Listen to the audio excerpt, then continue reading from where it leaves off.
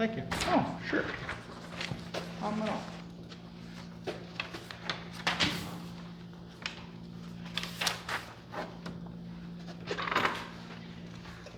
How've things been? Good? Yeah. Enjoying retirement? Busier now than you've ever been? Yeah. Yeah, you know how it goes. Trying to make a new life, you know? No, I get it. I just wish we could catch a break in this weather. It's like, we will not get above zero before April. It's from one extreme to another. It really is. Usually, if we have a cool January, we get a reprieve in March. Not this year. Yeah. Mm-mm. Well, we missed out on our rain in December or rain in January that we normally get. Well, we're gonna have some flooding issues this year. This is gonna be about like 92. We'll see. Mhm. Hopefully it warms up slow, you know. It's 38 below or something this morning. And it's up to three below now. That sun has some warmth to it finally. It's nice. Well, it It's does, but deceptive. if it's a quick melt up, Yeah. then it's really bad. Yeah.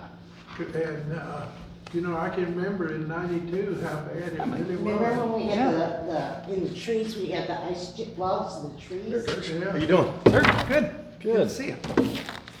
Hey, Michael! Hey, how are you It's doing, all sir? right. Yeah, anyway, he did kind of stuff today.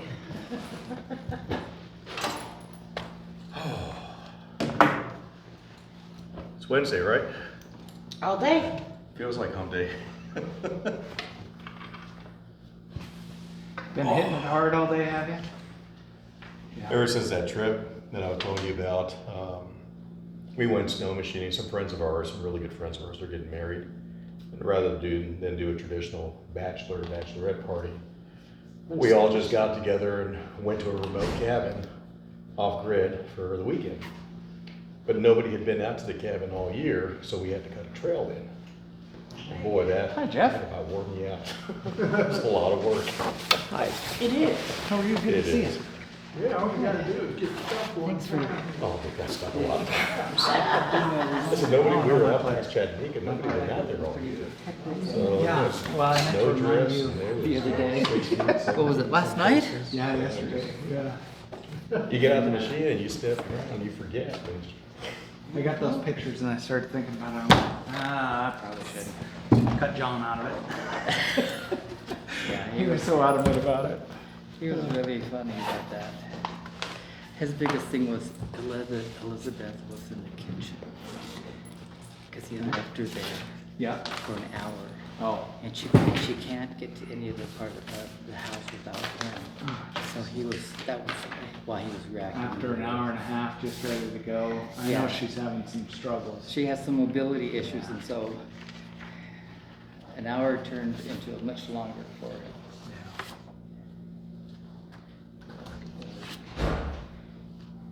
So I printed out some packets there of some maps and stuff. Did you get a chance to talk to John Foyer? I did a little bit. We talked about it. I called him, and his concern is that with his wife's health issues, he's gonna just let ride what he already has. So I threw the offer out there. I don't know. Things change, times change. How you feel about things change. Meaning he's just gonna hold tight in the position he's in now? Yeah. As opposed to letting the city take over and, Yeah, okay. yeah. I think that's a mistake, but. It's What are you referring to? So, John is in a situation, I don't know if we can talk about this off record or not, it's something we need to do with us. Wasn't he that? well, yeah. Nothing Meeting we can hasn't really officially do. started, so we could still Has just not. talk, right? The backstory on the Grange, unrelated to all this. I guess his lease expired with the state, and so he's trying to acquire the land, Right. either a long-term lease or a purchase. I had told him long ago that I'm on the board, or was. I told him, I said, well, if you take ownership of it, you're gonna face the borough tax issue that all the other nonprofits yeah. are going through. I said, your saving grace is that you're owned by the state. I said, if you're owned by the city, you're owned by the state, it's, you know, you can look at the borough and go, you know. But, if you own you, you're gonna go through the struggle all the time with the assessor. And the assessor's gonna try to determine what your activities are. And, I think he was going after the whole lease thing, of the state, but this thing has drug on since, wow, Leon Laurel's, I was still dealing with Leon Laurel's wooden structures, when this all started.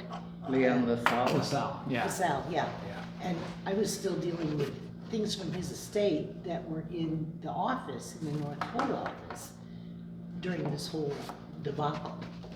And it's gone on. It's still going on. Yeah. And it's like, wow. Yeah, and it'd be nice to have the Grange protected, that section of the old Valdez Trail protected. And if there is a way to get a North Pole rail transportation terminal, a passenger terminal, a small one in North Pole, that would definitely be a nice walking attraction Yeah. to go to. And if there's a way we could put that terminal somewhere between Santa Claus House, True North Pole, and where the Grange is now, we can make that work, and it's walking distance. Tourists will have something to see other than the Santa Claus House, the North Pole pole, and the Fifth Avenue Park. Well, you know, the Santa Claus house used to have a little railroad Right. that went around. Yeah, they still have all that stuff, but Do they? yeah. Hmm. Anyway, They have the train and the rails? I believe they Because still that have was all that privately owned. sitting in the shop. I can ask Paul Yeah, because and it make was, sure. They have big plans over there, so. He's got a lot of stuff going on. yeah. Yeah. A lot of stuff going on, which is good. Anyway, okay, Yeah. 6:06. Let's go ahead and call this meeting to order. Let's do a roll call. So, let's see, we got Larry, Anton Keller, Bryce, Dr. Barbara Haney, Mr. Jeff Jacobson, Here. Hank Bartos, and myself. Okay, so we have enough people. Got a total of 5. Art Chase was the one who put it together. Okay. Art Chase. Okay. And can I get a motion for the approval of the agenda? Move to approve the agenda? Second. Any comments? Okay, all in favor? Aye. Okay, now we talk about some old business. We got North Pole welcome signs is the first on the agenda. Point of order, we missed public comment. Oh, we did miss public comment. Thank you for Mayor Turch. So now we'll open up the floor for public comment. We'll limit it to about 3 minutes. I don't have anything. Okay. Okay. Are you streaming this or are you just recording? Apparently my YouTube's not working right now, but I'm recording and it will go on YouTube, yes. Okay. So next committee meeting, it will be streamed. So where can we find this on the web? North Pole Transparency. North Pole Transparency. Okay. On YouTube? Hmm? Okay. Okay, thanks. Okay. So moving on. Old business. Discuss North Pole welcome signs. So, if I may, Chair? Yes, sir. Thanks. Mr. Turch. Mayor. We went on and we talked last year about welcome signs and where we wanted those. I'm still not 100% solidified on the designs, but to try and delineate, the idea is to try and delineate where the city of North Pole starts and when you're leaving the city of North Pole. And these black dots are locations that have been identified to add signs to welcome people that they may take pictures of as they come in or leave town.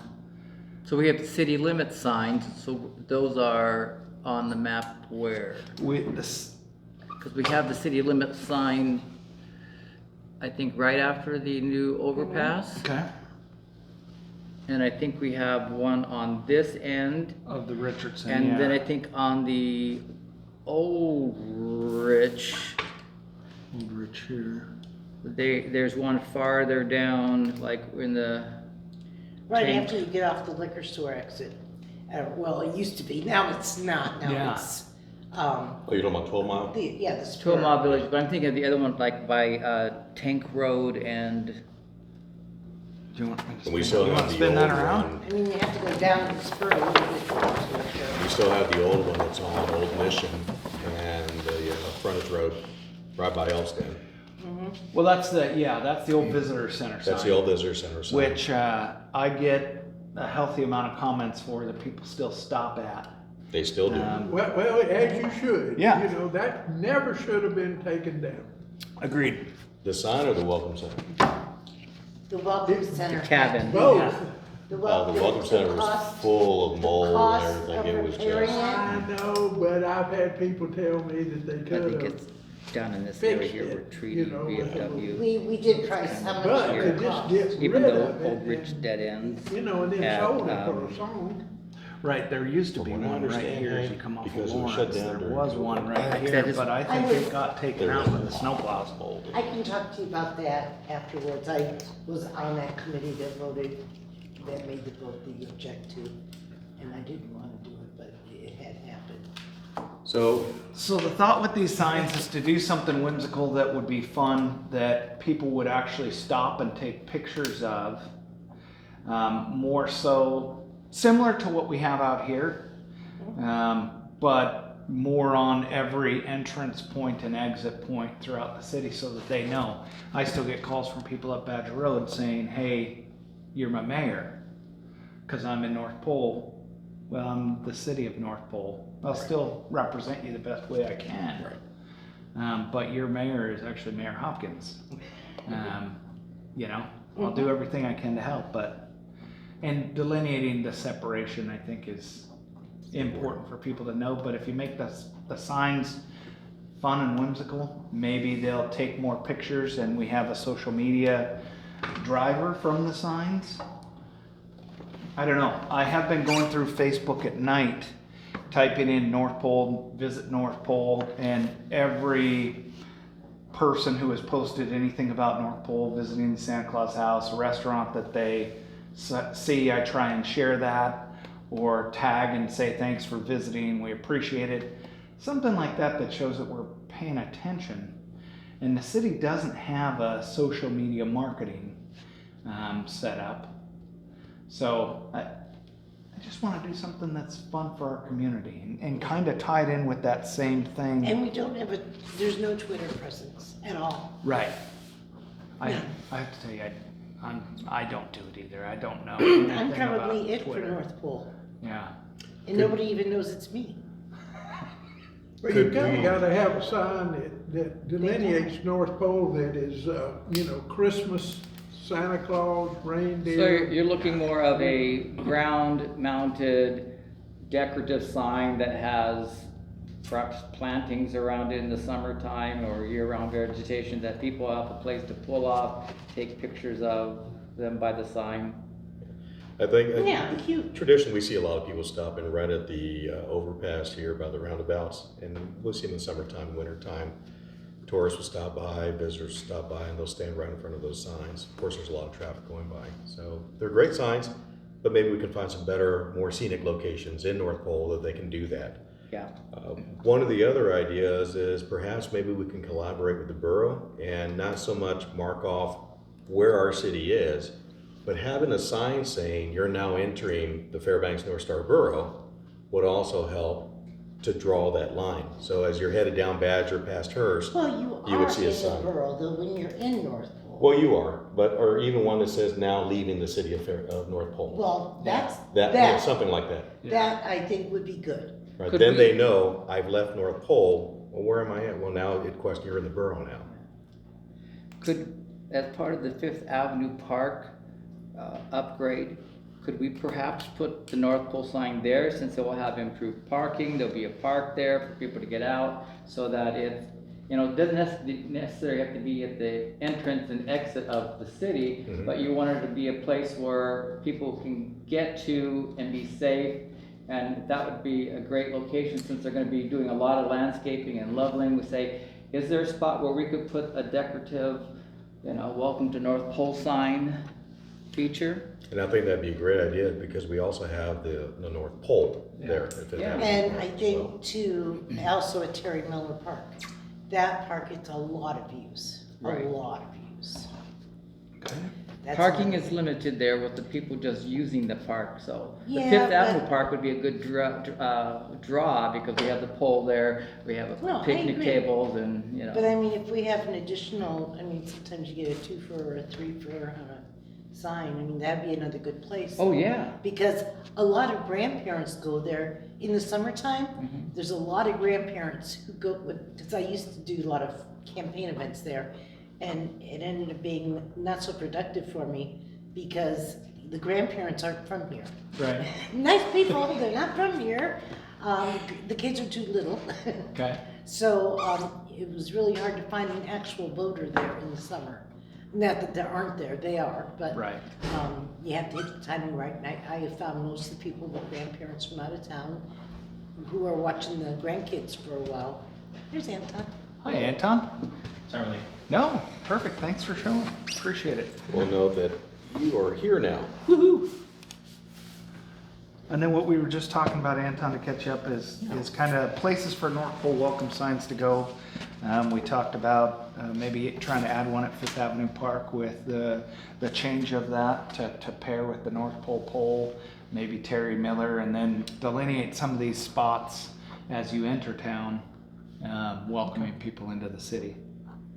Whatever sign wherever we put a sign, we need to make sure that we consider the maintenance required for it. So we want to keep things that is maintenance free or low maintenance, so that we're not having to divert a lot of city employees or volunteers to go out there and maintain them. Because the worst thing would be to have a crappy welcome to North Pole sign that's not maintained, and people are not getting a good impression. And if it's in the city limits, I mean, squarely, clearly, we could just say North Pole, Alaska. You don't have to get into the welcome piece, right?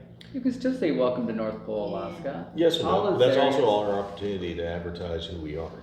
But if we No, say but I mean, like we're, if we're at, say, for example, Fifth Avenue Park, it doesn't have to say welcome to, because you are obviously already in. Right. You just have North Pole and maybe have a little cut, I don't know, because the key is that it's photogenic, right? It makes a cool picture to send back home. That's the key, I think. Yeah, and I like all of the ideas. I miss the old dog sled, dog mushing cutout that they used to have at the old Welcome Center, the Visitor Center, where the kids could be the dogs in the mushing cutout, and the parents stuck their head through the sled with the Eskimo brim and the. Well, nothing is limiting us to having a variety of North Pole signs or welcome to North Pole signs Right. that have different features to them, so people can kind of hit, 5 different ones. They could be, in a parka behind a dog sled. They could be an elf with Santa in a sleigh. I mean, we could do a variety of things. They don't all have to be the same, but the idea is just promoting North Pole. we could even do theme signs. And one of the things is decided, do you want them all be uniform? Or do we want to try to maybe get some local artists to actually paint something on one of the signs or on all of the different signs? Maybe we'd have a Santa Claus sign, a Frosty sign, just different themes about North Pole. Yeah. And then the tourists can go, and if they hit each sign and bring in to City Hall, like, hey, I hit all the signs, they would get a little certificate saying, I officially visited City of North Pole.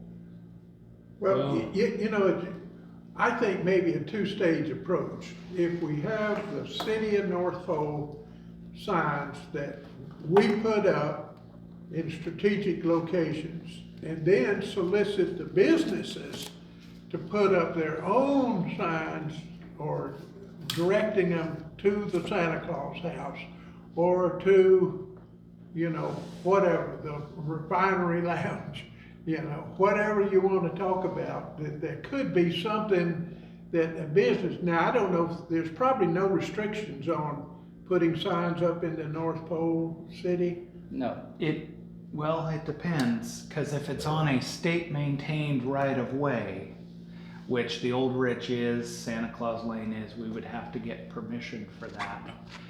if it's on city road, city property, Yeah, Yeah, and if we worked with the businesses, you know, directing them to the mall or to the pagoda or whatever, have them add their little sign on, maybe in the same or a little different location. okay. That way the city is, you know, the big sign person, strategic locations, and then the businesses have also their little directions to their businesses. That So- would stimulate, you know, more people going to more different places.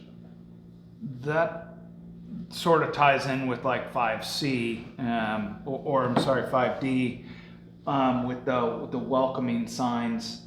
It has been brought to my attention, you know, I travel a lot and there's no direction in our town. I try and think, if I was a visitor coming to this town and I was staying at Hotel North Pole, I can get a map that says where it's at, but you travel anywhere else in the United States that's a tourist attraction type town, there's signs all over the place that tell you where to go, where to eat, what to do. wayfinding signs is what it's called. Wayfinding signs. So I was thinking about in one of the roundabouts, have a Santa Claus house this way, North Pole pole this way, Grange this way, some sort of direction to talk about the different things. And I don't know if the state would be on board for that. Do you know, Jeff, with signs in the roundabouts and how that would? We can't have them be conflicting or confusing the directional signs of the roundabout. But I think if we approach them with it being part of a landscaping project, and it's nothing that's gonna be blocking drivers seeing where they need to be going, seeing the directional signs, or being distracted. The biggest issue now is distracted driving, so they try to reduce a lot of that. But there's a possibility if we do it right, and yeah, Okay. we could have our own milepost sign. Well, each Dig that, business yeah. could kind of do that, Yeah. you know? Okay. Anything involving businesses is critical. Yeah. And the refinery, Jeff, you are so many thousands of miles away from Gavin Newsom. Oil and gas people have just been, raving on Twitter. Well, it's heating oil So today's. are we gonna move anything forward? Yeah. What do you wanna move forward, or what are we moving forward? So I think what we should do is gather examples of a variety of other communities' welcome signs that are the more ornate. I want to stand and have my picture taken by it, so that we have some visualization of the real estate involved, the expense that it might be, and options for materials. Because we don't need to reinvent the wheel. There's been communities who's done this all over the place. And then we could also then kind of bring back maybe examples of these cutout signs or signs that a business might be the sponsor. And we could make it all part of our 75th anniversary push, that by 2028, when the city turns 75, that we have visual recognition of being in North Pole and what's unique about North Pole through the signage and places for people to visit, and also, you know, have something celebrating 75 years of North Pole being in existence. Okay. Yeah, that'll be a big one for sure. And that does line up with some great timing for that. Oh, yeah. Yeah. And that we could use that as the time frame, saying these are ideas of what we are brainstorming. These are our needs, and this is the time frame in which we need to have everything in place by. So which we means launch on the get 75th commitments and anniversary. funding 2026, and by 2027, we are installing these things, so January 11th, 2028, Yeah, we're launched and we're good to go. yeah. Yep. Okay. So then, I And we would, probably need to think in future meetings about how would that celebration look? What? What sort of ceremonies or activities you would wanna do for that 75th? Oh, yeah. that gentleman has his That's hand in up. the future. I don't know if I can talk or not. I just had one little critique. I was wondering if maybe having a competition for like the high school and middle school to instill some town pride, city pride, city ownership. Hey, I helped contribute to this sign, or things like that might be a good idea too. Our contest, Yeah, Yeah, contest for high school, middle school, and maybe elementary, because they're the ones that are encouraging the parents, hey, let's take a picture by this one. So it might be good input to get their ideas as well. that's a good idea. That's kind of where I was headed with the different theme ones and maybe encouraging local artists, because then it would be, hey, I got a picture by this amazing, beautiful North Pole sign, you know, whether it's Lacey Miller or, oh, what's her name? She's at the dentist's office across the street. oh, I know what you're talking about.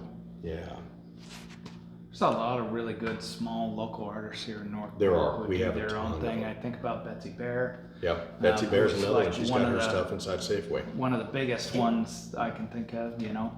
John Poye's got a huge list of artists, you Yeah. know? And you gotta remember, this is kind of the home of, Bob Ross. You know that, right? Oh, yeah. Yep. So, Okay, so are we making a motion to move, or at least for the next meeting, figure out where we're gonna put signs, what signs we're gonna put up, and bring examples? Yep. Or find Yeah. examples?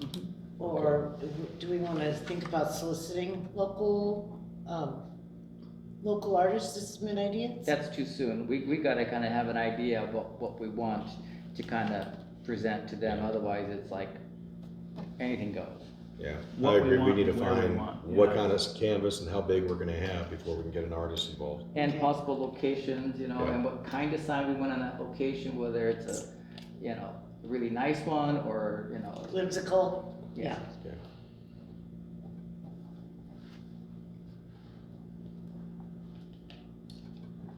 So I will motion that for our next meeting, we will have a list of locations of where we can place some new signs, potentially what the new signs will look like, and bring in some examples of what particularly those signs may look like, the examples from signs from other cities.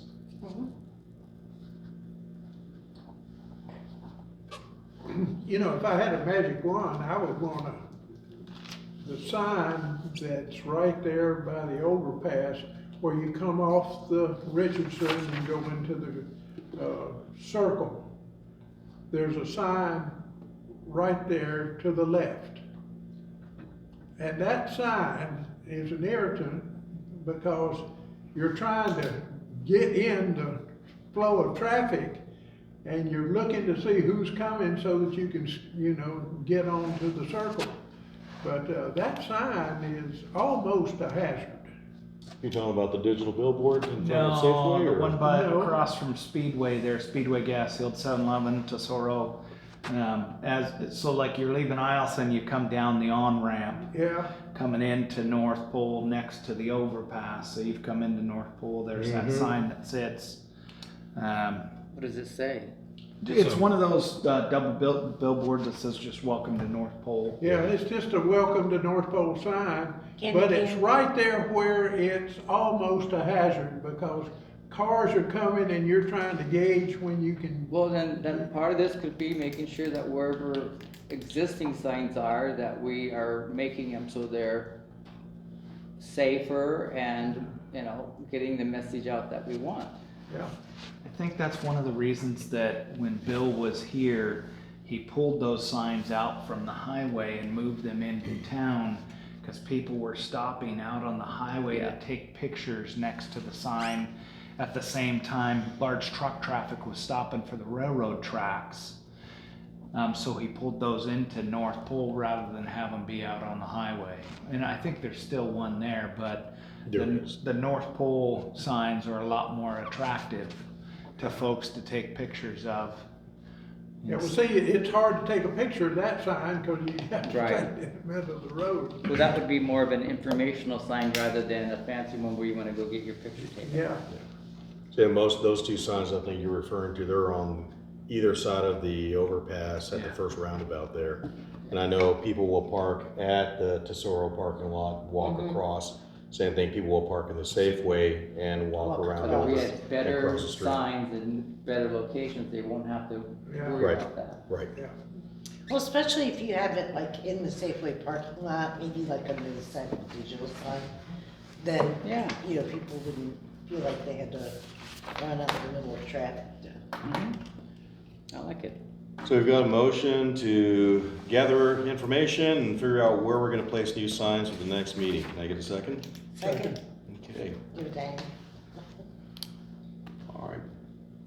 All in favor? Aye. Any opposed? All right, moving forward. Okay, new business. Elect a chair. So we'll need to elect a chair for the committee.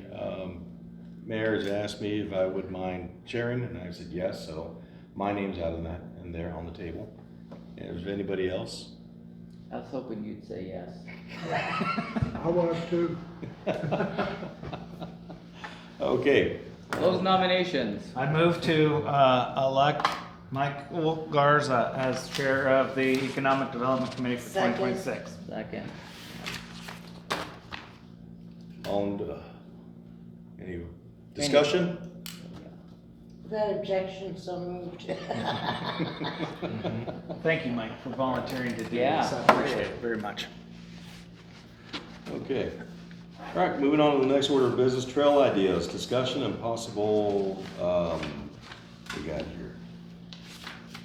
Some possible ideas. Mayor Turch had Beaver Springs, Blanket Boulevard, Green Space. We talked about this off record briefly at our last meeting. We didn't have enough folks attend, so we just hung out for a little bit and talked about what we were gonna do next meeting. I'll hand it over to you, Mayor Turch. You want to kind of go over Thanks, that? yeah, I printed some maps there, one for everybody if you want to take a look at those packets. Oh, hey, maybe you take a color one. Yeah, Beaver Springs, you know, it starts here at the parking lot. It doesn't necessarily connect to Santa Claus Lane. We talked about trying to connect that to Santa Claus Lane. There is a tiny parcel of land in between city-owned parcels that's owned privately. Trying to talk with that homeowner and see if he would be willing to allow a trail easement. Is that the homeowner that cut down trees and put things in the street?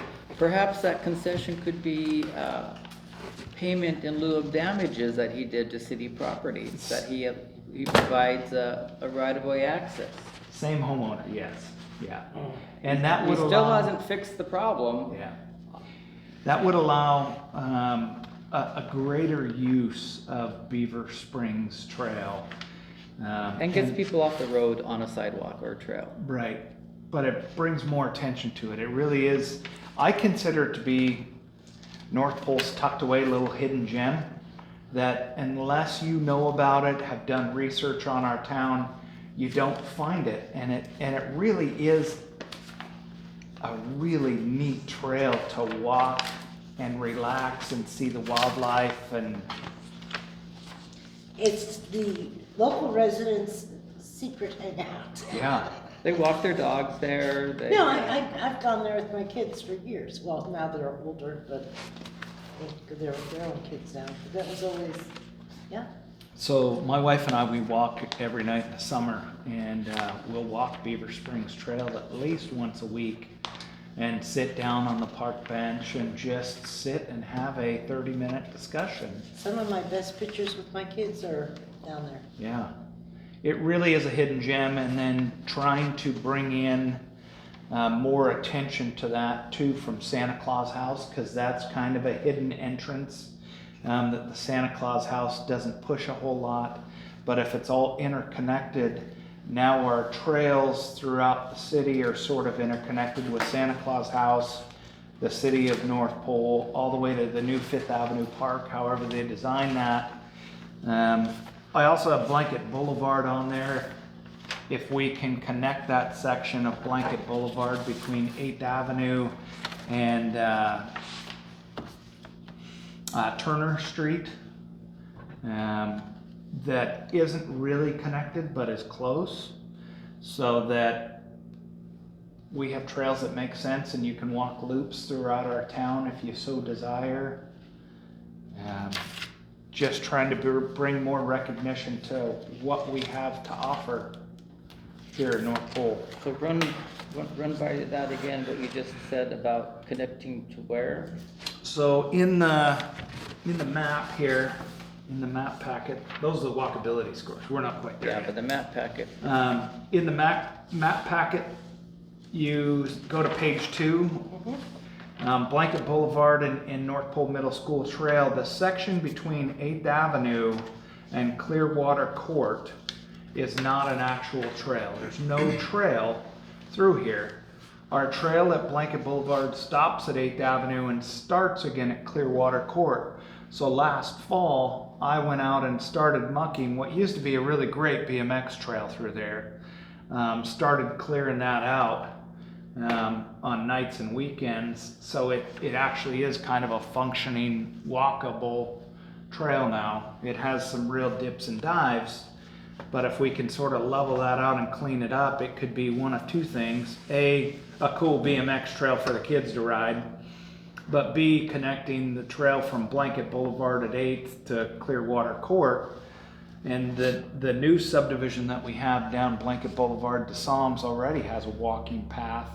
So just trying to connect those two paths together to bring continuity to the city. Well, Dave Ainley, when he developed this parcel of land, he specifically left that to become a walking trail or a bike trail, because he was really into people enjoying the outdoors and nature, and so it was designed that way. I just think that over the years, the city never put focus on that. When I was mayor, I looked at doing it, and it was, we didn't have the funds to go in there and to do anything to make it work. So I think now that we have a new subdivision here, it's a safety issue that we could rise up and say, we could, make it a project. Well, Over is this course, something we could get the borough to, you get those borough folks, the borough trails people, what's his name? Matthew Boyer. Troyer, no, you want the Troyer is his name. He's got a blog, a trail blog. Troyer. Eric Troyer. He's got a whole trail blog. You want to get him on it. You get him on it, you'll fill the room with people, trails people, especially if you're talking bike trail. Yeah. There's a lot of those fat bikes folks, they'll be all over it. So there's that, and then there's the old North Pole Middle School trail that comes off kind of very close to that 8th Avenue and Blanket trail that runs behind North Pole Middle School. That would be a great access if we continue to use Grange as an event center. Now people have a way to access that makes sense, and it's already a trail. It's just not very well maintained. I reached out to the school district last year to see if we could go through and cut, and I mean we, like me and my kids, go through and cut that open so it could be used again, which I think makes a lot of sense. I love the fact that we have trails next to waterways. I think So what was the response to that? nothing. So that was originally, so here's a bit of history. So I want to go back in some time, sorry. That's okay. When my kids were still in middle school, oh my God. All right, and there was this little Columbine thing that went on, and then there were the copycats. The copycats, one of them lived near us, and we knew him and got him to go confess. At any rate, after that, they decided to cut down all the overgrowth around the middle school because part of their plan had been to hide in the undergrowth and shoot at people. And so that trail, clearing that out, was kind of part of that whole deal. Okay. because they wanted to give a clear path in case anybody decided they were gonna pursue this avenue again. They had open area, because that had all been very closed, narrow. And decades before that, Yeah. Jerry Young, the 7th grade science teacher, and Mr. Jacobson, the 6th grade science teacher. This was a science nature trail that we developed for our students to go out and observe water conditions, snow conditions, vegetation. And so that has a background of educational scientific value. And so the whole idea, you know, it's after Jerry retired and I retired, no one really took advantage of that being an outdoor classroom site. And the school district does not have funds to go and maintain a nature trail. But I think if we were to approach it as, you know, we have this overarching project where we want connectivity, we want safety for kids and families to get from one place to the other. This used to be a trail that was established for observation of nature, and we would like permission to go in there and to open it up and, or I should say maybe not open it up, but, you know, trim back some of the vegetation and make it safer and inviting for people to go out there. And there's a public safety angle as well. Yeah. So the land that this trail currently runs on behind the school district is owned by the borough, or by the school district. It's owned by the school district. So if we were to put that trail in, who would be responsible for maintaining it after? And the liabilities. And the liability? So. Because it is, if it's on borough land, that means somebody gets bit by a dog, somebody gets hurt, what have So you. you wanna take a look at the trails plan and how that's laid out. I was on the assembly when that happened, because many of the school trails are in the trails plan, Okay, or they're addressed in the trails plan, how's that? Right. So if it's being used as part of a school function, it becomes a school the way I understand it, I could be wrong. The way I understand it is that if it's part of a school function, the school is kind of on the hook for it. If it's just being used like during the summer, schools, you know, using as part of the borough trails, then it's obviously the user, whatever the user, borough trail user liability is. I just don't see it any different. If I'm going swimming and I trip and fall over, you know, I'm not watching my step and I miss the sidewalk that's there and I fall on my face and I break my nose. That's no different than using a trail that's behind the school. Should be the same insurance. I went through this whole liability question during the trails plan, It's a lot. and I never got an answer that I was satisfied with. Okay. But apparently risk management was satisfied, because I was the only squirrel who kept wondering about that. Okay. And there is something on the books about liability in public use. Okay. So ask, that might be a good Jill Dolan question. Okay. and then parking. If we create these trails, we are encouraging visitors and citizens to use these trails. If they were gonna drive in, will they be able to park at the middle school, or are we gonna have to look at areas? There's that no they can park at? prohibition parking in school parking lots as long as you're not parking overnight or during the school day. Okay, That's borough-wide. okay. Yeah.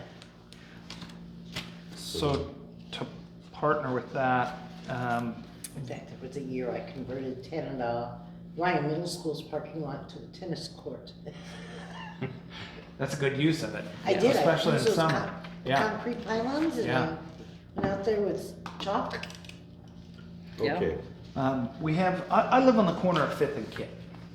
And Kit Boulevard runs directly to the backside of the Santa Claus house where Silver Bell Square is.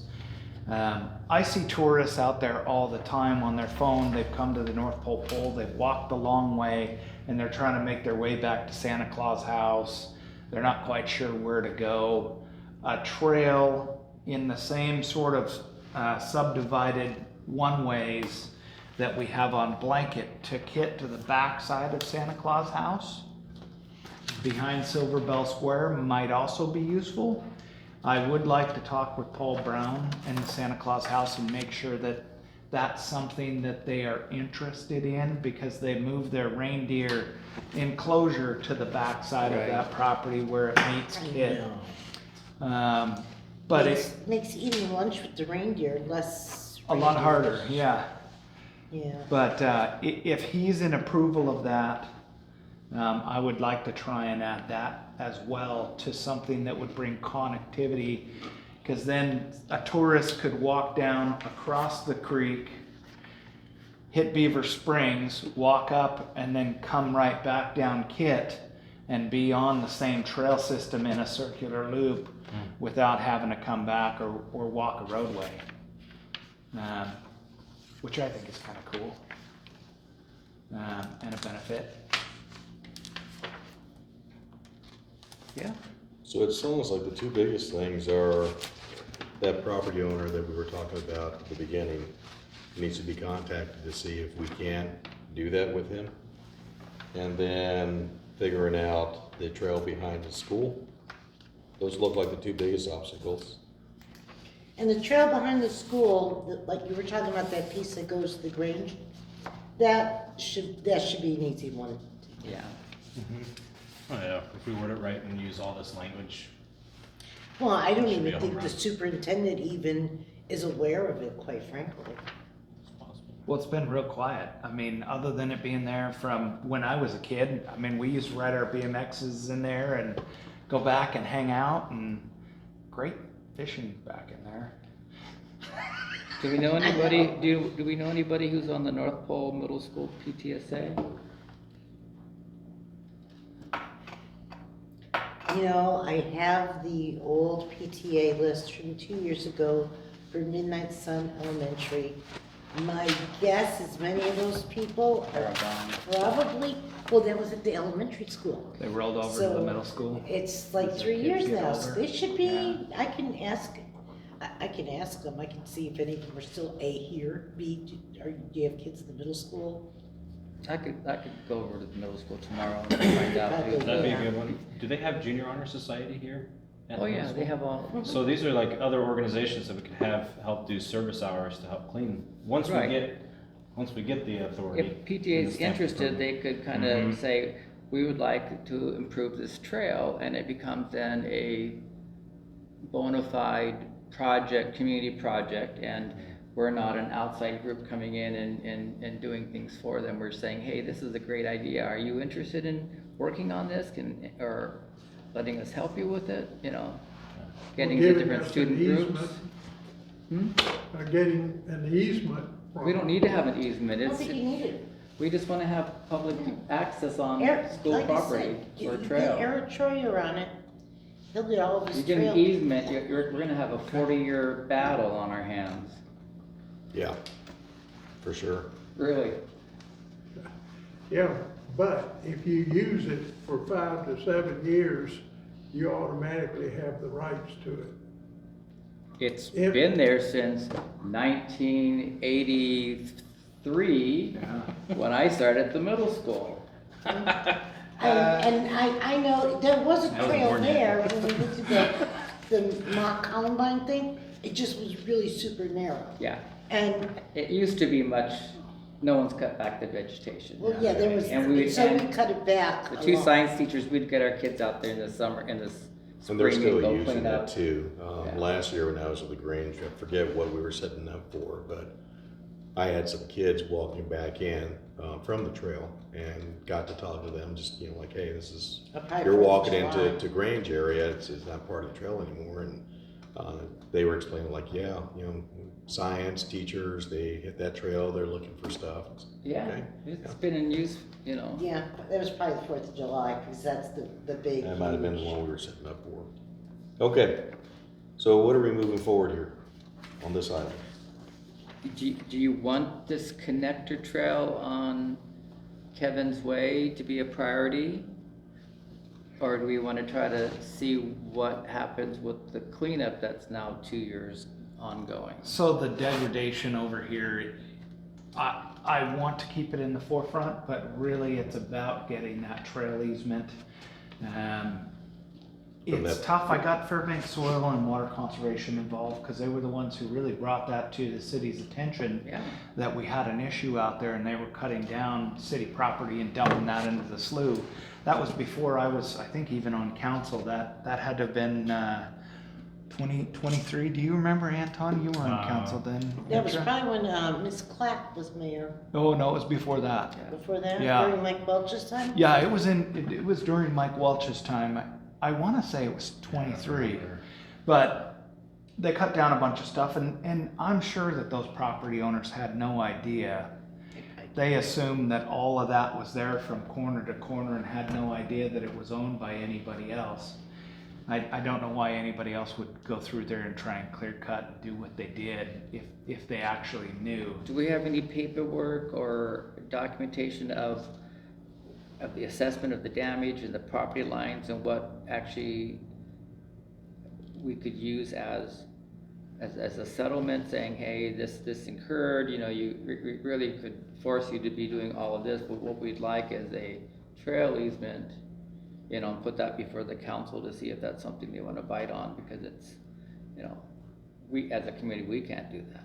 Right, but we can put that forth to ask for that. We could do all the legwork and get things in motion and then go to the council and see if they are interested, you know. So last summer, we got an estimate on the damages that were done to remove the degradation that they pushed into the slough and to mitigate that from Blackhawk Works to come in and grind and shred the stumps and everything, pull back the stuff off of the bank that shouldn't be there, to remove the trees that were dropped into the slough that shouldn't be there, and grind all of that up or haul it off in firewood. That's about a $20,000 bill. Okay. For that remediation, and then that would leave Oh, sort of a Not too bad. rough edge of it. Still, it's a big chunk of change for a homeowner. But while it's there, it would be nice to, if we're gonna go through all that, and that's gonna be the way that we go, to turn that into a park where people can actually stop on Santa Claus Lane while they're walking around, come down next to the water, have a couple of benches there, picnic tables, something that they can sit and have a lunch. It's not the most romantic spot, but it's also not the worst either. As far as taking a break, if you're a city visitor, So there's. from Cary Street towards Kevin Way, how far is city property, city lot there for that, what you're talking about? So we have, let's, North Pole Middle, we are right here. Okay, there's Cary Avenue, this is, So you can see this as sort of a weird angled chunk, and there's a 10-foot section here that's city property. that is not city property. City owns this triangle piece, and they own this lot, these two lots here. So well, this is Snowman. Do you have PAN numbers for them? I do in my office, but there's, Because that way I could just pull it up on my own phone. so you can come here and go in 10 feet, and it is, I think, 12 feet from here to here. It is a small section of what it is. And your easement that you're trying to look for from the private Would be on citizens- Second Avenue and Snowman, right Okay. there. Yeah. Cause that's Cary Street, but it's Second Avenue on I that. think so. I thought Carrie was Oh, up Carrie's here. right here. Oh, not Cary, but Kevin's Way. Oh, Kevin's Okay. way. All right, Okay. let me see. And the folks living at that property, do you know if they're the actual owners or are they tenants? So they are tenants. Oh, here, you can, this is a little bit better picture of an aerial photo. So the way that land sits in there, it sits like this and then comes out. We actually had it surveyed.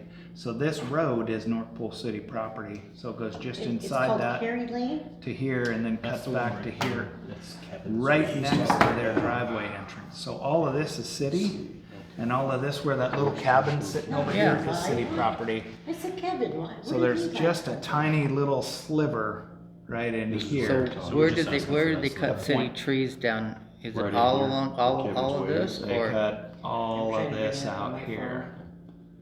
Oh, so they really did encroach. Literally right. Oh, they did real bad, yeah. They didn't even know where the property line was. And you can see it, and they actually, we sent them a letter that said, hey, you did This is this, right behind please us. It's go right clean behind it where we're at up. here. Right back into the parking lot. This is. And this they little went blue dot over is where there we're with at an now. excavator, and we're actually doing more damage to the living trees that were there, trying to remove the old ones. So Tim and I went over there and left a letter for them, asked them to do a cease and desist. Man, it was not good. Pull them out and. So I think that's a great project, but it Yeah, it has so is. many different things It to has it. some moving Maybe we pieces, should for focus sure. on something else Yeah. You wanna go versus win? this one. Yeah. You want a quick win, Jeff? No, for sure. Yeah, I mean, the Dave Ramsey principle of Yeah. let's take the easiest one or the smallest one first. Yep. Really, the Blanket Boulevard and the NPHS trail by far are the way to go. Yep. I'm just tracking this for future expansion No. and trying to make. And we you need know, to continue tracking it, connectivity. but Yeah. Okay, so is this the city, this is the city of North Pole lot here behind basically the old Wendy's? no, we're talking along Santa Claus Lane. It's right back, right behind us, Mom. Yeah, right there. Right there. Oh, sorry. Yes, sir. The word behind, different behind. Do we Oh, have any that's trail? why. Look So at that. in the summer, the borough Look at does, that. Yeah. and the that's trail all- numbers and that's take not a the way picture it by is. the That trail isn't and complete correct. the whole trail. Do we have any Guys, of those in the city of No, North that's Pole? not correct, but I yes. don't believe we do. That might be a good thing to Owns that encourage house, yeah. outside There's another people in property the line borough that's and supposed to Fairbanks be and all there. that to come to North Pole to see our Interesting. trails to, Yeah. to Well, do that challenge. It's on Exxon. So what was your question? So there's, the borough has a trail challenge. Complete all the Oh, trail. the trails and you can get your picture and you post them on Fairbanks, hey, I did this trail, this trail, this trail. If we don't have any in the city of North Pole, maybe we reach out to the borough and get one of That's- our better included. trails on that. That's on that. Beaver why- Springs is, I think, one. That's Oh, why is I it was, one? that's why I was trying to get Eric Troyer interested, because that's his project. Oh, yeah. All right, so do we have a motion for this? What's the motion? Oh, I'm asking, do we have one? So what I will do, I don't necessarily need a motion, but what I will do is I will reach out to Eric Troyer and talk with him about North Star Borough Trails and see if he would be the one to talk to about the North Pole Middle School Trail. And I'll talk to the middle school about the middle school trail. Yeah, you want the middle school about the middle school trail. If you want to talk about trails Okay. and the trails program, Eric Troyer is the guy who can generate the testimony. But we don't need Whatever. Eric Troyer for this. Okay. Yeah. We can Not do for the this. North That Pole on a- Middle School, on a- no. More regional level. And then once we champion that, we can work on the private citizen and see if we can get access to. But you do want to ask Jill Dolan about the liability thing, though. I think that was what we were talking Yeah. about, calling the borough. I think if the middle school, I agree with Jeff. I think if the middle school is asking, hey, what can we do to improve this trail? Instead of us asking, Okay. then that becomes sort of public entity without having to ask for public entity. Is that, Yeah, no, I am I get saying that it. right? Yeah. Okay. Our meetings are 1 hour and 1 hour and a half. As long as you want to go. Big boss. Really, But we do yeah. have to talk about Christmas Creek. I mean, Beaver So, Springs. before we do that, are we gonna also then continue working on Blanket Boulevard and improving that trail connectivity? I think that would be a good one for Eric Troyer. Well, that's in the city of North Pole. That's so already a not really- dedicated trail Yeah. there by So- Dave Okay. Ainley. Eric Troyer's good for developing the public support and That's- generating the awareness. Okay. Matt Boyer is the PR. guy, obviously at Parks and Rec, who's the final Goomba or final pope, if you will, of and the guy who has to take things through the Parks and Rec Commission and through the assembly and. that And we kind don't of need the long borough process. to do a Yeah. city Correct. bike Right. path. So we just need work hours and man hours to actually. And do the Larry project. and his But family if started you're- working if you're on it, trying to so. get the support and get people to turn out and help out, Right. Eric, that's where Eric Troyer, whether you need testimony, you need people to help clean a trail, whatever, popularize it, Eric is that's his belly link. So I went out there and I brushed that just so that we had an idea of where the trail could go. All the way down. I started at one end and I think 3 weekends, I got all the way down to the far end. You could probably ride a 4-wheeler through there if you can get up one of the banks. One of these pullouts here, I think at Turner, it's kind of a little bit of a steep bank. Because really all it is it's just the brush and push off from all the houses around. If you had extra dirt and you were building and you didn't have a use for that dirt, you stacked it up in the center of the roadway. And they use that as a base to help build up the city roads around here. Back long before I was around.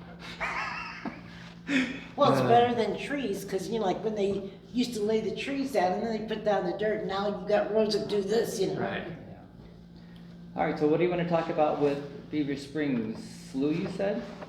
So, yeah, we already kind of touched on. You wanted to change the name. So it has been asked if we could change the name of that to something more festive to fit our city.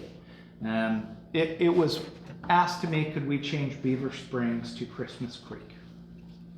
So I started doing some research on Christmas Creek, and we already have 2 Christmas Creeks in the state, one out in Nome and one south of Delta.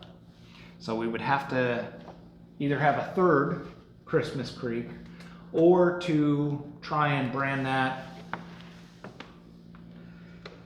Christmas Stream.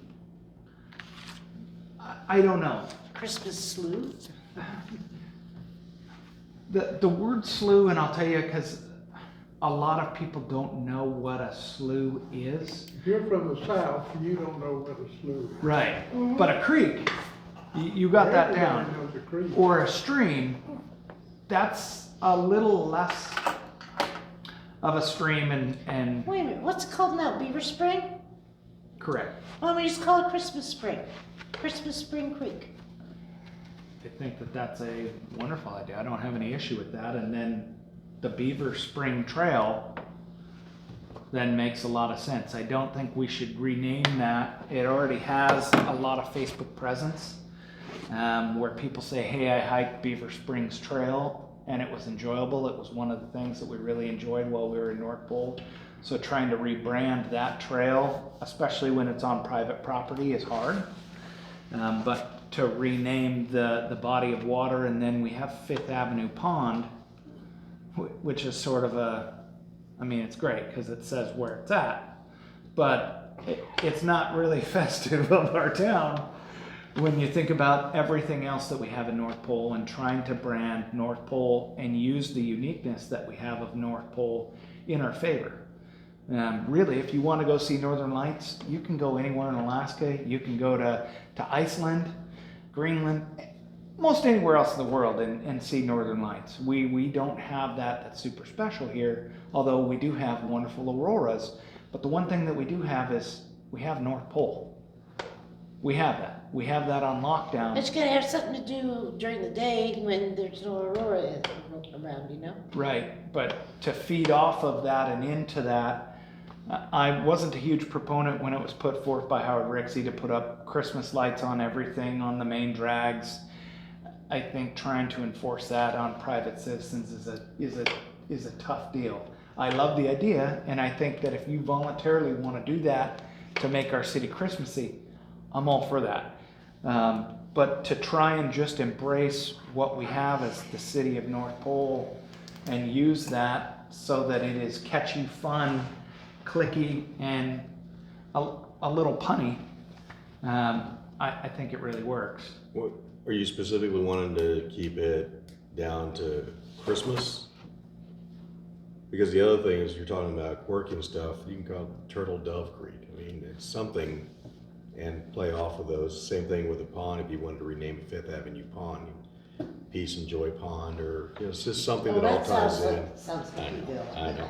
Something that just kind of ties in with the Christmas theme. Now, on the lights, it would be a little more expense for business owners on the main drag to do that.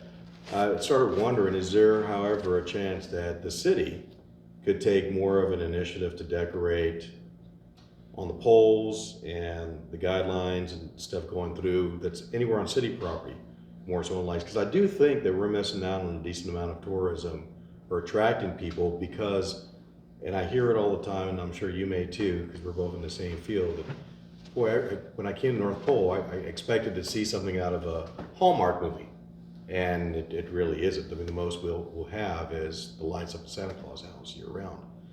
But if we could decorate the candy canes, maybe the poles, just anywhere around the main drag area to really show that it's a Christmas themed presence. And I'm gonna tell you, those light pole, the Christmas light poles, that is a thing with tourists. Big deal. I'm It is. sorry. Yeah. It That is. is really, and I know there's been some kerfuffle about it. I don't wanna get I don't know what you're involved talking in about. Yeah. that. I don't wanna get No, involved those in things that are kerfuffle. impressive. Many years ago, I was down at Indiantown Gap in Pennsylvania, and it was so close to Hershey. So I went ahead and took some leave and went over to Hershey. And They have Hershey's Kisses like. they do. They have similar to ours. They have these curved things with these big Hershey Kisses for the light bulbs, which I thought was really neat. The whole town smelled like chocolate, which becomes overbearing after a couple of days. But you know, something like that would be great for our city. Okay. No, and I'm all for it. I just want to do things that make sense, but it's a step process. Okay. You know, it's like losing weight. You got to do it every day, every week, have a routine, make the changes, and just be steady about those changes. And pretty soon in a year, you're Okay. in shape. I think our group this year should be working on taking all of these ideas and putting them into like like North Pole potential. So we want to promote North Pole.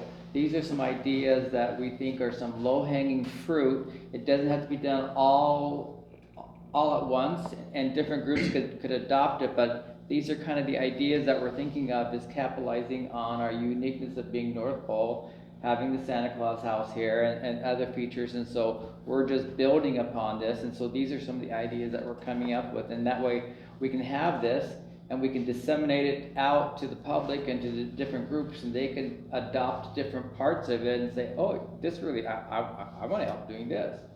So we're just kind of coming up with the overall plan that's not like A vision statement. it has to be done exactly that way, but it's the big picture of we're missing out on our location and people coming here and not staying here because we're not advertising what we have here or making it more inviting for them to hang here or to find this thing, to walk the different trails or to look at the different city signs and get their picture taken and, you know, have a little passport that they stamped, they've gone to all these different locations. Mm-hmm. I mean, Your North You know, Pole that's passport. one folder that you can put for economic development. It's the accommodation of tourist visitors coming into the community. How can we make that better? That is a folder that we're talking about trails and everything Yeah. else, but economic development is more than that. You know, when we're talking about, well, so we're economic improving the development- visitor experience. Yeah, but now we're talking about business development. How do we do that? You know, what is one of the greatest needs for this community? And if you look at what's going to be taking place at Eielson and is in the process with incoming personnel, one of the biggest shortages in the borough and the North Pole community, which is a bedroom community for Eielson Air Force Base, is housing. And we need to, as a committee, look at how to develop, where to put additional housing, you know, so that we can grow the population here and as a bedroom community for Eielson. You know, it just is. What's holding up development over at Brookside? So those lots have been bought up already. And the developers that own that, or the people who own it, haven't come to the table and want to do things. They're developing Australia. How do we regain their interest to North Pole? What made them buy the land and walk away? because they thought they were gonna get a windfall from Ada to help them with their development. And Ada wasn't interested in working with them, because Ada was interested in buying the property. They snapped up the property before Ada got it. And then they went to Ada and say, let's be partners, and Ada said, Not so much. not so much. Go ahead. You want to develop it, you develop it, but it's not an Ada project anymore. So, I guess I should ask who these people are. They are, Is it a corporation or is it, they used to be realtors. are they local people? I mean, are they They're people that were Fairbanks once local local? people. They're a family that's been around for generations. The dad and the mother were really active military supporters. I'm trying to think of who their last name. When you think of the military banquet, Chip, Oh, I would have thought if you had to say it. the dad's name is Chip. Really a great Jim family. Messer. Messer. No, that's Jim Messer. No, this is Chip and his wife.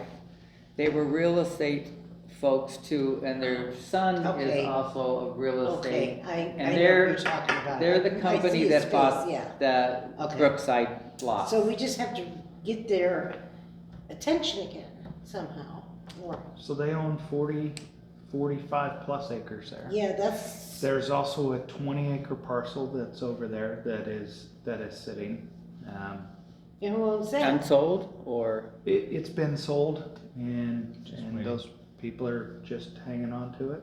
Who's that? Well, and that was the thing I was gonna say, there's not very much available land for building within the city limits left. Correct. So when we talk about, That's what I'm yes, saying. we need more housing, but the Yeah. question is, okay, where do we put it at? You know, we can take some of the older homes and encourage people to refurbish them and make them nicer, but as far as new construction goes, I mean, the majority of the lots over in Forts of Division have been built already. And then most of Amesley's lots have all been taken up already. yeah. So we don't have very much room within the actual city. So the military has reached out in this portion down here, by H&H Road. The DOD owns this here from Lawrence, this whole section here. They reached out and came in with, their housing, person, Kevin Johnson. I can't remember who he's with, whether he's with, the construction company, the housing company out on Wainwright. On Wainwright or North Haven? Not North McGill works Haven. with them. McGill and Shelley. Haven, both work North with them. Haven. Is it North Haven? They got it. They change names about Yeah. every 3 to 5 years, but it's that conglomerate. This is outside the city limits though, isn't it? It is outside the city limits, but they want, if they were going to develop and put housing here, they would want to be inside the city limits For the amenities, With For city water. utilities. sewer. for city water and sewer. Yep. So they would want to annex that into the city, and there's 251 acres here.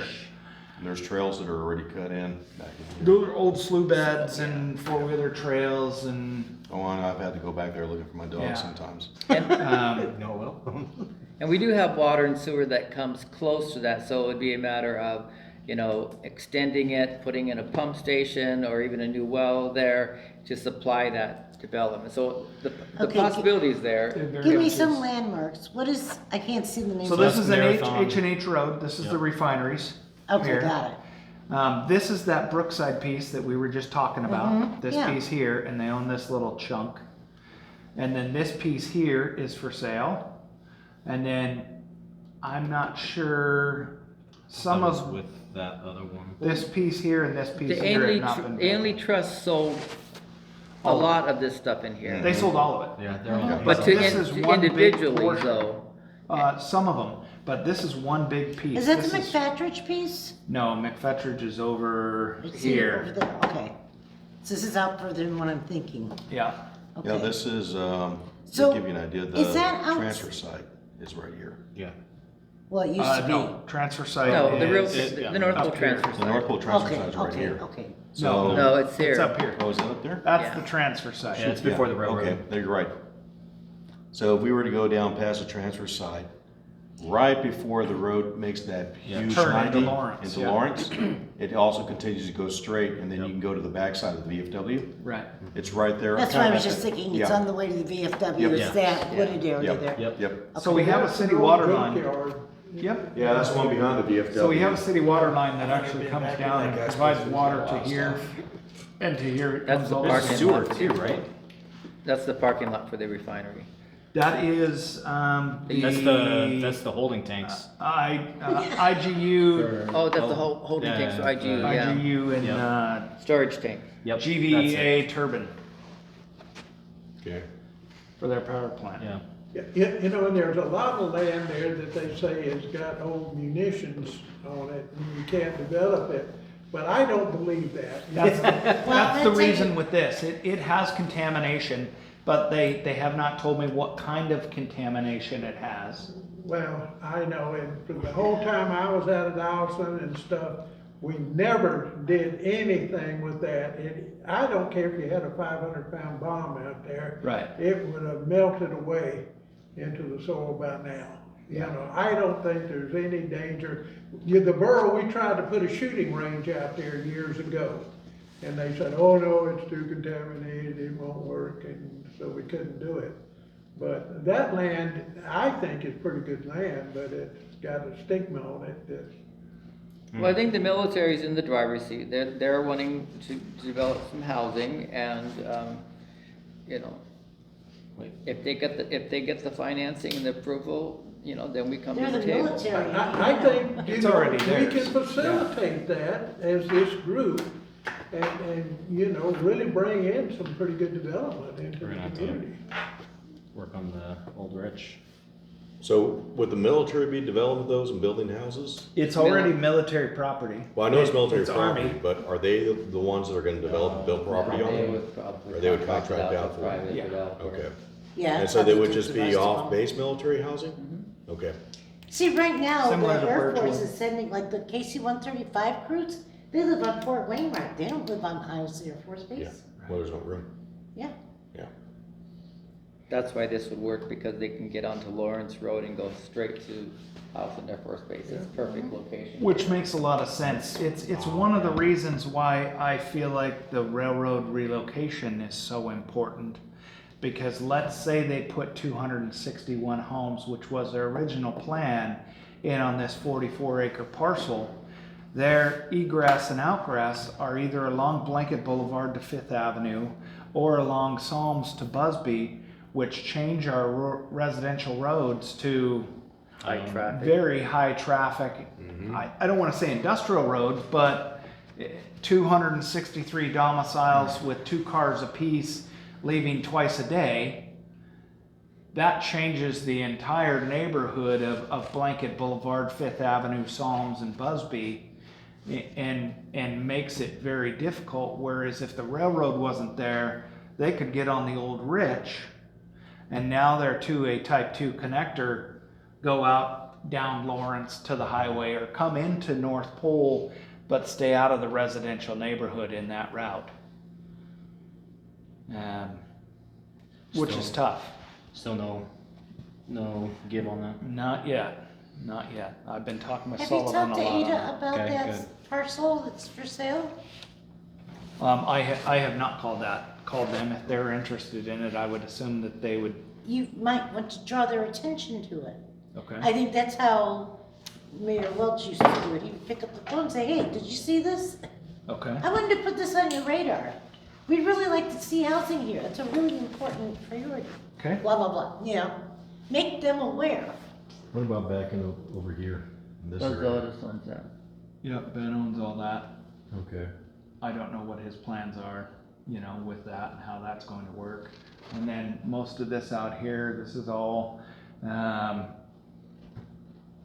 gravel pits back in here, North Pole Yeah, Championship dog sled you races. got that going on there, you got gravel Yeah. pits there, that's Otis. I know John's John's trying to doing all develop, his stuff he's there. trying to develop that, and he's got that end cap unit there as well too. I mean, they got that 40-acre chunk here at the old Pioneer Farm that's not really being used for much.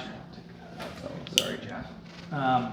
Take that away. You know, I looked at trying to push the borders of the city out further, but That's a lot of work. it not only is a lot of work, it just doesn't make a lot of sense to have to maintain those roads, maintain that pathway, provide police, EMS, Mhm. and it becomes almost cost prohibitive for the 3.5 mils. It doesn't make a lot of sense. So now, if these guys develop over here like they're wanting to, we're gonna extend city water out there? and Water, city sewer? water comes already here. Sewer's gotta be down there too, right? Yeah, it is. It's right. It's just a matter of, They used- do we have the they used to be a capacity, huge- do we need to do a pump station? It's right here, We and need to do we a would well, probably do need to well. do What about another the lift roads? pump to get that, cause it sits right here. Our water and sewer infrastructure main lines sit here. So it would be just taking that down and hooking it in here. If we do that, they have to develop the roads, or are we developing the roads as well? No, they have to do that. They're the That's all developer. part of That's their part of development. our, Yep. But the beauty of bringing that into the city now, we do have that as A military facility zone. and a taxable resource. yeah. But if they put in good roads, Yeah, city could maintain those roads and. Well, and that would they have, to isn't make it a lot city of code, it sense. has to be certain quality, Yeah. yeah. so If that's they our don't wanna do safeguards. snow Yep. removal, they have to be up to city standards, Yep. we don't accept it. Right. And it's on them to build it. And Yeah. they're gonna do quality living for their. They don't wanna come back they're and not redo it. gonna They have to. shortchange them. Okay. Interesting. So I mean, like, so, other than that, and this land out here, which isn't for sale, and then whatever they've got for sale, there really isn't much else There really isn't. within the city of North Pole No. where we can increase our housing. It's, at this point, I think about density. Yeah.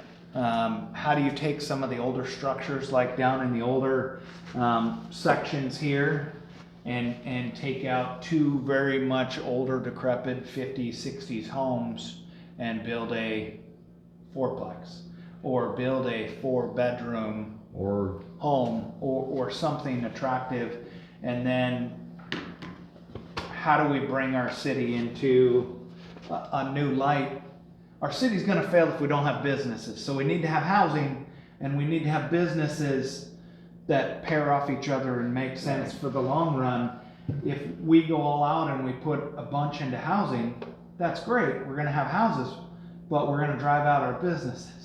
and we don't have a lot of small businesses either. We have a One lot of of the things would be in-home- nice If if we, you have. if we focus on housing, we're not gonna drive out businesses. We're gonna excite businesses to wanna come, because they're gonna have a population. Yeah, that's what I'm They'll thinking complement too. each other very well. Yeah, But They we have to need- complement But we each need other. commercial spaces that are affordable for the small artisan businesses. Yeah, that is Um, true, that there's, commercial, there's a lot of space in here, because a lot of this is not zoned that restricts commercial development, so you could take houses and put businesses in them. Okay.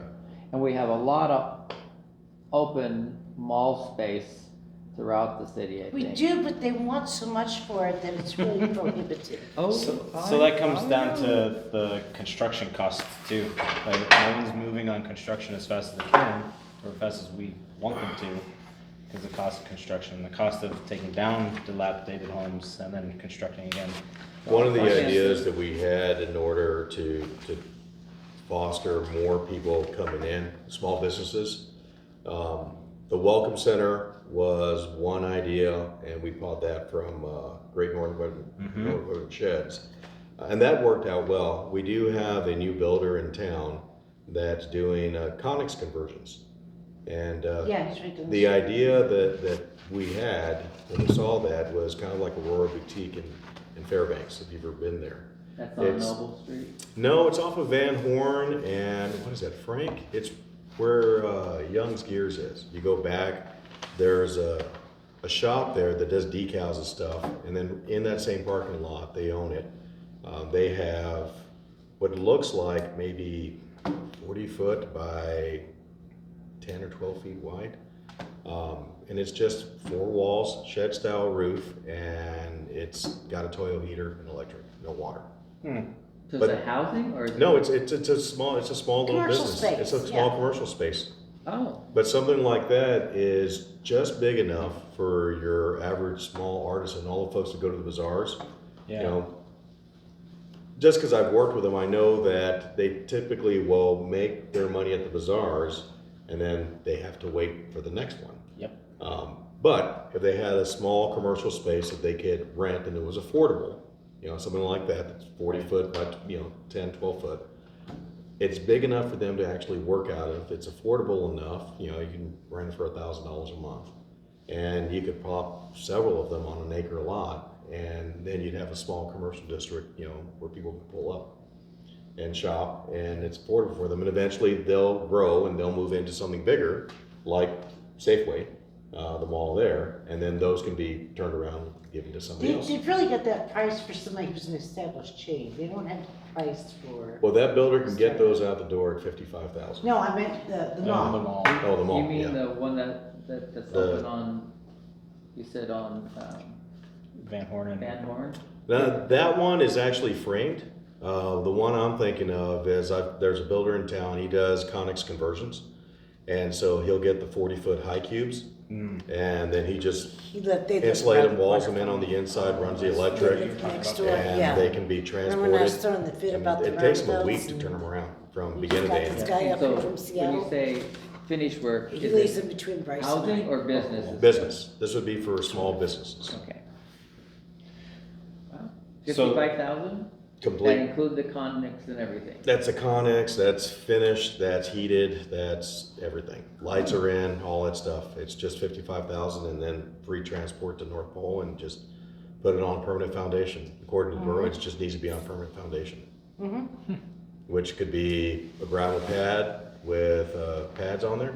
They Well, could, heck, you get yourself, you get your space cleared out, you dig down to your piers, for your piers, you put it on a So the pier. Welcome Center, what is that on? that is on skids temporarily, and the city allowed us to do that only because the building is there temporarily. Okay. They have a 3-year lease with the Hotel North Pole with the Gavors, and then after that, they have to start construction on the new Welcome Center. Okay. Wow, pretty exciting. Or else. Okay. And that was why Paul Gavora was trying to trade that triangle piece with the city for this piece that is over here by the fire By station. Wendy's. See, it was supposed to be a 3-way deal, that we traded the Luna, bought the lot, we sold the cabin, we're either use the money for the building and build a Gavura's, we could do that, or he would take, if we had bought this other piece and he would have traded us laterally. But it was an unfair trade because the land he was trading us Yes, has utility problems that the city would inherit to have to rebuild, maintain Well, all their anyway, we sewer can- and water for that free piece of land for our Wendy's piece of land. yeah, It's like- yeah. It became a very complicated swap, and I'm just like, you know what, okay.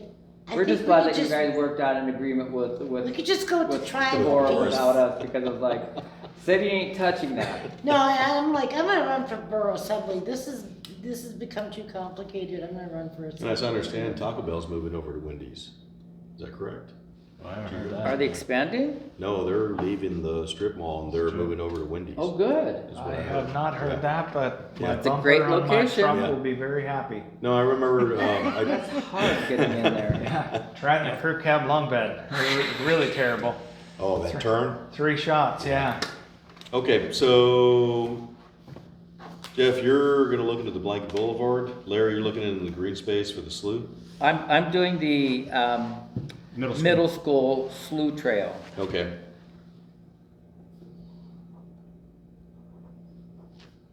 And we're gonna put the green space on the slough on the back burner for now? Yep. The Okay. green space here by Kevin's Way. Yeah. Yeah. Yep, okay. Well, cause he's gotta talk to that property owner, I think. Well, we have to figure out exactly what we And want out of the deal. then, That- next meeting, everybody come to the table with recommendations for renaming Beaver Spring Okay. And the pond. and the pond. At least 3 apiece. You know, and we could ask the school kids to suggest ideas too, that would just be a fun thing. Well, I like Christmas Creek. I did I don't too. care if there's 5 of them. I think Christmas Springs Creek sounds much better because a slough, this slough is fed by springs. Mhm. It does not flow from a body of water. That's why it's called Beaver Christmas Springs. Springs, yeah. So Christmas Springs Creek, Christmas Springs Slough, doesn't matter, but Christmas Santa Springs. Spring, Yeah, So just as you look- Christmas Spring is. Santa Spring could be. As you look at the Christmas maps, Creek. you know, and I looked at it on Google, I looked at it on a bunch of, some of them call it 32-mile slough. Some of them call it That 30-mile was when it was slough. connected to the Tanana. Yep, some of them call it Beaver Springs. So there's a bunch of different names out there for it. And I then it just becomes want- Badger Slough farther down. Yeah, just outside the city there when it crosses. just Chena before- Slough, because yeah. that used to feed into the Chena from the Tanana. So I just want the messaging out there to be the same, whatever it is, and we can do that, and then the maps will eventually pick it up. To do a formal change, I was talking to the Fairbanks Soil and Water Conservation, and to do a formal change is about a 5-year process. Okay. Did you, A formal body of water name change. Yeah, it's a thing. Because you have to go through the government procedures, you have It's to a have. USGIS ordeal. Correct, and you Yeah. have to have a lot of public testimony and a lot of buy-in. That's why I'm saying to ask the little kids, because they will grow up, this can be their thing, okay? As they grow up, you know what I'm they'll be saying? 30 and having a family by the time this thing gets But that's named. okay, because you know what? They'll have something vested in it. I agree, but I also want to say that we allowed our kids to pick a name for our dog, a puppy when we got it, and one of the kids wanted to name it Pickles, and the other one wanted to name it Cereal Box. So I think knowing our age range of who we decide. Okay, but I would say like 5th, 6th graders Right, yeah. are really kind of a good, Yeah, But if we want to be marketing this, we got to be more savvy about it. We don't want a 5th grade mind picking a name that's not going to attract visitors. There'll be lots of other opportunities for them to be involved and name things, but no, just let them suggest things and it could be kind of a thing, you know? Right. It doesn't mean we have to pick anything they suggest, just open it up for suggestions. okay, You know what I'm saying? yeah. Is there a I'm down. reason why we don't go with just North Pole Creek or North Pole Spring Creek? No? I kind of And I like, only ask because if we're trying to promote the city of North Pole. but if ideally. everything has North Pole, North Pole, North Pole, North Pole on it. Yeah. I mean, Christmas Springs, I think it has a nice ring to it. I like that. Yeah. The other, I kind of like Santa Springs and Santa Sleigh Slough. That's kind of fun too. I mean, I don't know. There's a lot Santa of different. Slough's behind Santa Claus house. Yeah, I want to just something out of the North Pole Christmas spirit. We're a unique Yeah. town, and we don't nowhere else anywhere can you nowhere else in Alaska can you get that experience of being in North Pole Alaska. So let's try and make it as unique to what we already have as we possibly can. I mean, there's going to be people who suggest Optimus Prime, stuff like that. All right. But the point is that you're getting the kids involved a little bit, and letting them. As a feel- former transformer, I would be okay with that. Yeah, we could just say Grinch's Pond. I would protest. I would protest. And that actually wouldn't be bad if we took the Grinch and his sleigh down and put it in front of the pond. It could be Grinch's pond. We And could tell put it by a, the holding tanks. we could tell a fairy tale story with that Yeah. and really put some North Pole twist to it. All right, so next meeting, Well, I have, yeah. next meeting, names for the spring and for the pond. Sure. And then, the last couple of items, review walking score for the city of North Pole. I know you'd mentioned last time that the walking score that came out was really off because they didn't take into account the sidewalks that we have here downtown. Correct. Or the bike path that starts off at Hearst or anything like that. None of that, and not even on our borough website is that tracked. So our walking score is anywhere from a 9 to a 43 on any of these things that you look at. Yeah. And buyers, as you guys know, a couple of you are realtors, buyers actually look at walking score and how important that is as to where they want to buy a home. If we want North Pole to be attractive to families who want to call this place home, we have to build a place that works for them. Okay, And but that we is want it one to work small To metric. have a nice place to walk is one thing, but I don't want it to become Hobo Avenue either. That's the flip side. Okay, so we Become want what? Hobo Hobo Avenue. Avenue. Hobo Avenue? Yeah, I mean, to attract walking, Transient. you want people who are living here and not transient living on the street. Agreed. Right. But I would say that Do the you get first where I'm thing, at? yeah, I do, but the first thing is, oh my God, how could you miss sidewalks that are shoveled by Public Works over the winter time? Like, they're totally Yeah. visible. Or Like, how any did of that the happen? trails that we have Right? in And the how city, do we outside how do the we city. correct it? Who do we go to, or how do we get them to correct that? Yeah, make an appeals process, formal appeal. You mean people are not walking on the sidewalk, they're walking on the streets? No, in the, No, I want to say the people that did the stuff, gave us our walking score. Walkability. How did they One not? of those packets. I mean, they're They missed shoveled. all the They're not. sidewalk, Yeah, they're yeah. not covered in snow. I They're clear. missed that part of the conversation. in the, Yeah. in this Our- packet. North Pole, people in Fairbanks come out to North Pole and they see the sidewalk shoveled and they're mad because they think that the state has done that. And I'm like, no, the city of North Pole does it. Well, how do they do that? They have public works. Yeah.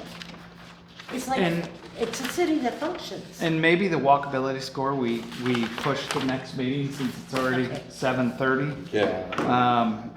And just let that be what it is, and I'll try and get And I'm more. gonna leave the map here so you can bring it information. next time Okay. because I have them on my phone. Okay. No, that's And you had excellent. Newbie Park on one of your printouts. Was there something in particular with Newbie Park? We were gonna talk about it, but that's all part of the trail connectivity, but Yep. Okay. let's just defer to. Next meeting? Yep. And when is the next meeting? Well, that's something we should probably decide The now. second We- Wednesday of next month. I think that's great. I mean, works. that works for us. Our council meetings are the first Monday and third Monday of the month. And trying to do the council meeting 2 days later to have the economic development meeting is a busy week. Yeah. If we can do the second Wednesday of every month, Works for me. as long as that works with everybody else at 6, or if you want to move it to 5 or 5:30. I will be Um, out of town on the 8th, Okay. April 8th. Ooh, I know too, I don't know. So whatever works for everybody, I'm amenable to anything, and if it's the second Tuesday, I'm okay with that too. It really doesn't matter. I appreciate you all being here to make this a group effort, and Could we push it back to like April 15th? okay. It's a Monday night. Is that tax No, day? April 15th is a Oh, I'm looking at Wednesday. March. Sorry, wrong month. It's the one thing with an Outlook calendar. Okay, so the 15th. My taxes are done, I don't care.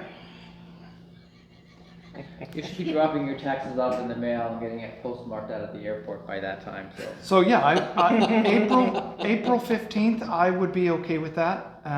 That would work for my schedule. Does that work for everybody else? If The that works 15th for of April? everybody else. Yeah, Okay. I'll be out for that one, but that's okay. as of the Muscle moment, maker. that works for me. That's all right. No. Come on, Okay. April 15th, 6 p.m. And do we want it to be at 6 p.m. or do we want to move that up to 5:30, or what works for everybody? I'm gonna put 5:30 in here anyway, and, Earlier is fine with me. 5:30 is fine with me, unless anybody needs to push it to 6. Okay. There's a lot of daylight then. There is. Yeah. Thank goodness. All right, and do we want to limit our meetings to an hour and a half? hour and a half. I think we should shoot for an hour, and if we run over, we run over, but Okay, Just be conscientious of people's time when we're talking. okay, so we'll leave it at an hour and a half, 5:30 to 6:30. Next meeting is set for April 15th. Okay, Perfect. All right. can I kick off comments, Sir Chair? Yes. I just want to say thanks. Thank you guys for being here. Thank you for being involved in North Pole. All in all, I really appreciate the effort and all the different talking points that we covered this evening. Thank you for the opportunity. I appreciate it, very much so. Kind of exciting. That's it for me. And I would try to reach out again with John Poirier. Okay, And if you want, yeah, I can sit down too with you guys. I would hate to see this opportunity lost. I would too, but I also want to respect his I do too. desires and wishes without pushing him into something. They have a I'm- board that is I making know, I decisions. used to be on it. I've talked with him now. I think this is my third time, and really, it's up. You know, I can plant the seed if that's something he's interested in. If he gets to a point where he really, then hopefully he'll reach out and know that it's there for him as an option. It's up to him ultimately. So And once that lease is up, it's available to anybody, isn't it? Yeah, Yeah. it can get bought by any, and it's totally within the parlance of whoever's the governor. And you don't know what the next governor of any party would be likely like to do with it. I mean, honestly, you talk about a train depot, to be able to use that, especially for the Northville expansion. I mean, that lot would be a great lot to use as a depot, because the rail runs right by there. And you have plenty of green space for recreational areas as well too. You know, I mean, it's a good lot for that. And that would be really a nice attraction for the military community that's gonna eventually go in down there as well too. I will tell you that isn't my plan to put a rail depot in that. It's, to me, it would be more of a botanical garden. And that, Yeah. that'd To be good too. preserve the history of The Grange. the Grange and the Old Valdez Trail and have placards for both. Well, not just that, I think a lot of people aren't even aware that that's where Bob Ross, this is where his work started. Yeah. I mean, that's the whole point of the North Pole Grange Gallery. And the idea of expanding the walking trails to go along the slough is a really great idea. You know, I grew up in San Antonio, we have the Riverwalk. You know, and that will never be a Riverwalk, but it's amazing how many people get drawn to attractions like that. Yeah. They're walking right by the river. And as you say, you know, if it's landscaped eventually over time and stuff, and you've got some nice botanicals and stuff out there, Well, it, just it say will you even have attract a like lot of lights people. in the winter, you know. Mhm. Yeah. You're not gonna be able to do a floating parade, but you could almost do like a snowmobile parade, you know. You could, and we could even do, you know, Fairbanks does their, KUAC does is it the cardboard boat river? Red Green The Regatta. the Red Green Valley. We could do our own version of that with kayaks. I mean, there's a lot of opportunities to do different things. So you there. think John wants to be buying that? I think he wants to expand the lease. No, No, he wants to the buy whole it. thing. Yeah, he So- really does. That's so- what his heart's But the at. Grange doesn't have, I don't know if the Grange has enough funds to buy it. No. Well, the last time I talked to him, he was looking at expanding the lease so they have, because they only have a section of They that own property. 4.4 acres of the 15, or almost 15 acres. Right, so he was trying to push to get all 15 as part of the lease, because I've been working with him with Fairbanks Water and Soil District to do some demonstration projects there, to do a botanical garden, to do historical farm equipment, and buying the land was never part of any of that discussion. 'Cause- Well, the land purchase, it would have been like, I don't wanna say like $1 an acre deal, it was something fairly low. It was what he was hoping for. It's for more of a purchase donation. Yeah, no, that's not. Yeah, they're he's not not gonna- gonna, they're not gonna. No, they're And not doing see, the that. problem- They're the- wanting an appraisal. Not just that, but here's the other problem. And I just found this out rather recently. The state of Alaska cannot do that with a nonprofit. They can government to government. So for example, even if you wanted to buy it, Right, yeah, 100%. And then we could lease it. Because that's how Well, Pioneer Park yeah. became Pioneer Park. It's the state gave it to the Board of Regents, the Board of Regents turned around and gave it to the Pioneer Association, the Pioneer, they're not a club, they're Pioneer Historical Association. Okay, that's how you got the Pioneer Home in Pioneer Park. Pioneer Park, Alaska Land was a city park. It wasn't, and the city gave it to the borough when they gave up all their parks. Okay, before that, I'm talking about the initial acquisition of the land, A5. I got the newspaper articles on it. That was the trail. The state gave it to the Board of Regents, Board of Regents gave it, because the state couldn't give anything directly to a 501c3. Ultimately, if I had a magic wand, Hank, not to steal your thunder, but if I had a magic wand and I had my choice, that Grange entire property would be protected by the city of North Pole. The culvert at 8th Avenue would turn into a box culvert, and you would be able to rent kayaks at Grange and float through the entire city of North Pole to hook to Chena Slough. That would take you all the way down to Badger Gas, Yeah. the Lions Park down there, and now we would have one more summer attraction that would be a really cool 4 to 5 hour float through North Pole, which is extremely enjoyable. If I could wave my magic wand, that would be my vision for what I I saw. like That's a that lot of magic dredging. wand. Actually It's really not. No? Actually No. not. Any one of those sections, independent of the culverts, Yeah. is, I don't wanna say navigable, but you could do it with a dinghy. Okay. The hardest part would be just under the overpass. In fact, yeah, I mean, you could do it with a dinghy. Flashlights, yeah. you know. That would be You the know, hardest those part. inflatable things or a little canoe. Yeah. I've tried it with a kayak, but I imagine you could. I just Yeah. haven't tried it with a kayak. All right. Any other comments tonight? Move to adjourn. Okay. Thank you all. Second. Thank you. All right, so adjourned. Thank you, folks, and we'll see you guys on the 15th of April.